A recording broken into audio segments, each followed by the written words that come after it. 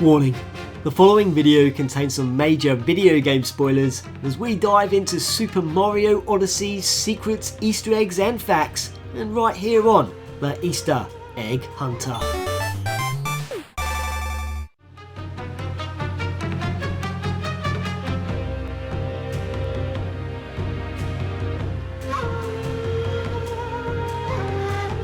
Some of the very earliest of references to other Mario titles occur in the Cascade Kingdom, where not only can you uncover Cat Mario from Super Mario 3D World, ready to provide additional coins and jump out of the bushes on multiple occasions, but you will also discover Cat Peach willing to dish out extra health, while various classic enemies including Goombas, Koopa Troopers, Hammer Brothers and even Spinies have been fossilised throughout the land. One of the better images you will find though happens to lurk on the dark side of the moon, where an 8-bit image of Rosalina from Super Mario Galaxy can be found.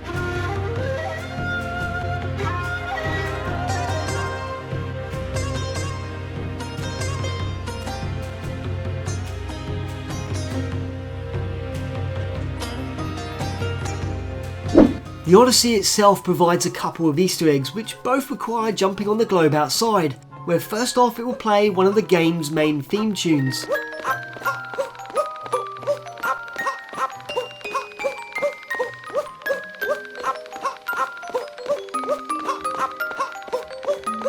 But upon venturing to the moon in the latter stages, the globe will now be able to play Jump Up Superstar.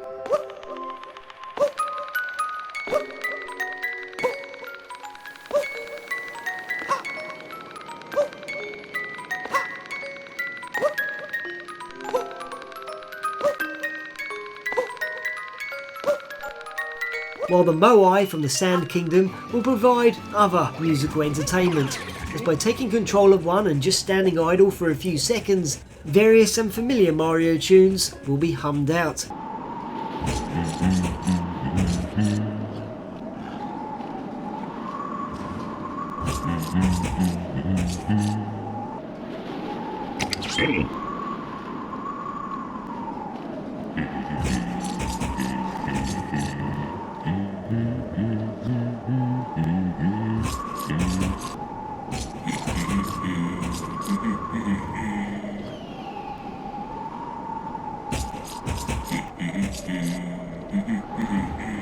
So what's next? Well, after reaching the Seaside Kingdom, Mario will have the opportunity to pair up with a dog who will always seek out buried treasure, fetch Mario's cap and even return it.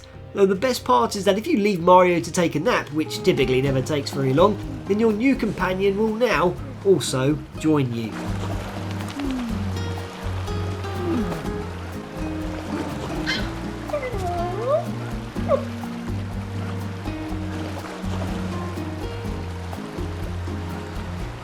And while there are many secrets we have yet to cover, there is one oddity in this Odyssey that I thought would be worth mentioning. As in the Wooded Kingdom, why not hurl yourself off the edge where, yeah, normally you would die, but in this case we get to enter the deep woods. A rather creepy, mysterious place where a T-Rex roams in and out of the darkness and clearly on the hunt for fresh meat.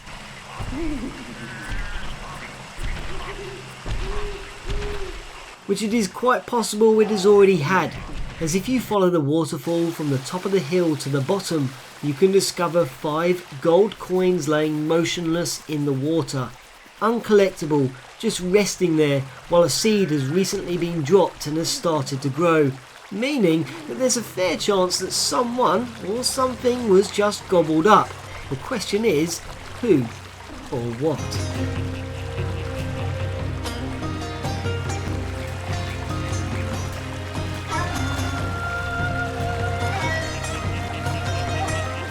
Then midway through the adventure we arrive in the Metro Kingdom.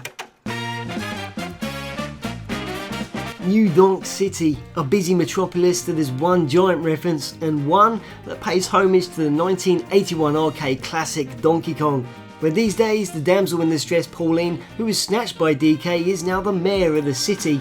And if you speak to one resident you will find out that Pauline has lost her purse, an item that has been missing since that terrible day.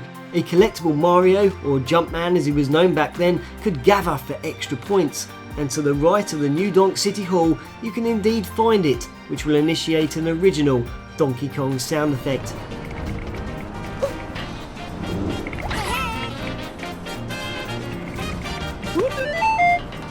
The taxis all bear number plates of 1981, the street signs all name characters from the Donkey Kong Country franchise, with nods to Rambi, Rattly, Carol, Dixie, Squawks and even Cranky, while Diddy, Tiny and Candy are represented with various establishment signs.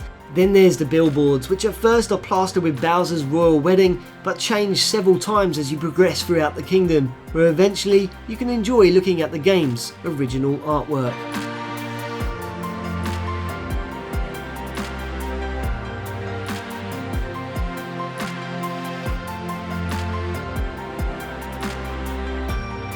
And if that's not enough, then there are 4 separate mini games to jump into, including the Jump Rope Challenge, where Mr. Game & Watch seems to be the official sponsor, and as you step up to begin the game, one of the women mentions Mario's original name. While taking on the RC Challenge on Dixie Street, which is one of my favourites, happens to be accompanied by awesome Super Mario Kart music from the Super Nintendo days.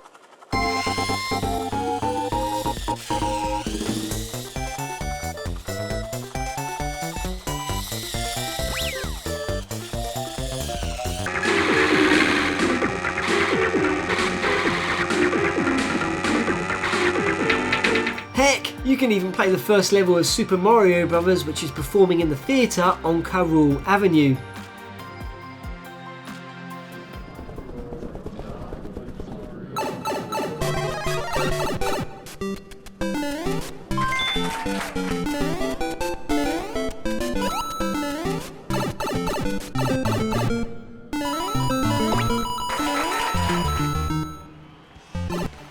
But probably the best game to play lurks during the New Donk City Festival. Welcome to the New Donk City Festival.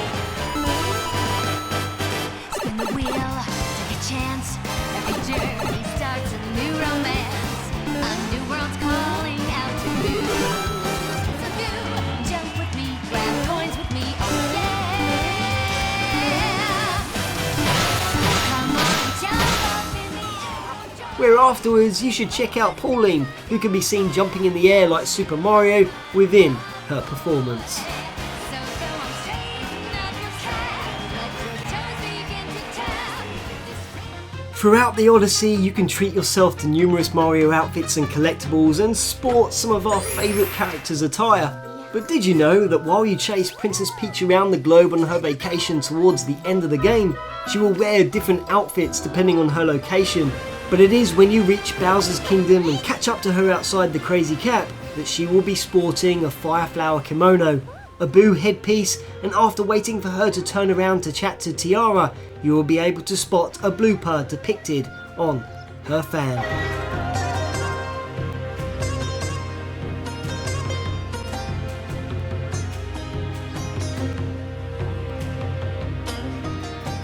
And to finish off this episode, we are going to be stopping off at the Mushroom Kingdom, where yet again, and just like New Donk City, it is filled with many amazing references and secrets.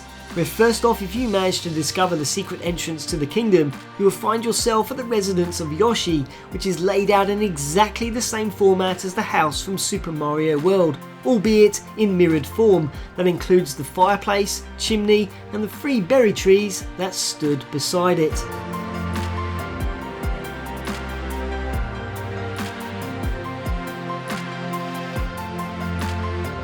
And then as for the kingdom itself, there are a vast number of nods to Super Mario 64, including collecting stars as opposed to moons, complete with original sound effects.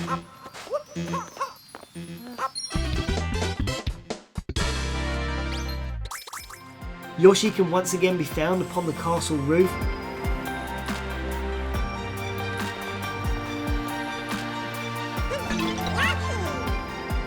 Peach's castle music is played as you roam the main hallway.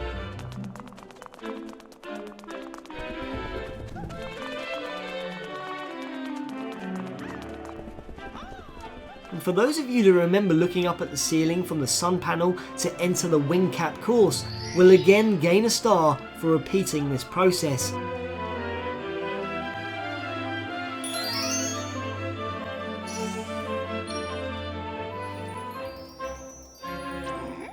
Then as you check out the castle grounds, you will find one tree growing a branch that is none other than the tail from Super Mario Bros. 3 famous Tanuki suit.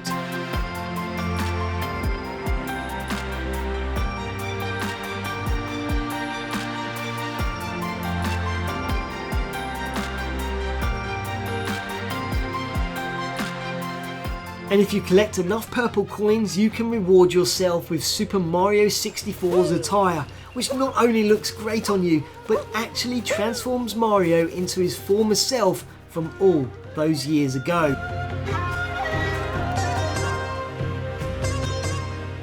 And if that's not enough, then we even get to travel back in time to the awesome castle courtyard.